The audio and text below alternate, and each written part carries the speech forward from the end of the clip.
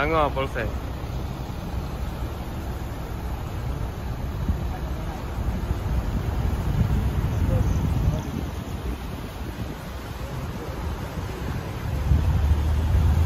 Assalamualaikum warahmatullahi wabarakatuh. Hari ini Kamis tanggal 6 Oktober 2022, tepat pukul 6:52.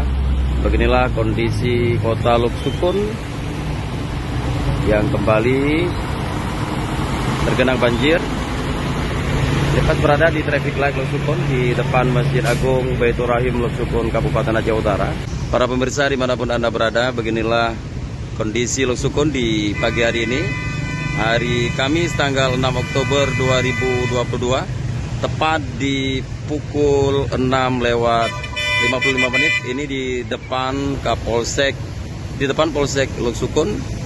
Tepat berada di kota Luksukun. Beginilah genangan air saat ini, dan kita berdoa kepada Allah Subhanahu wa taala semoga banjir segera surut dan aktivitas masyarakat bisa kembali normal seperti biasa.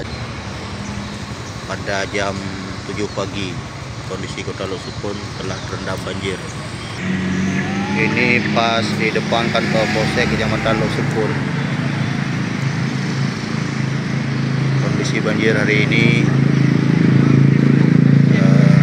di jalan menuju ke kantor Dinas Pendidikan dan Kebudayaan Kabupaten Aceh Utara.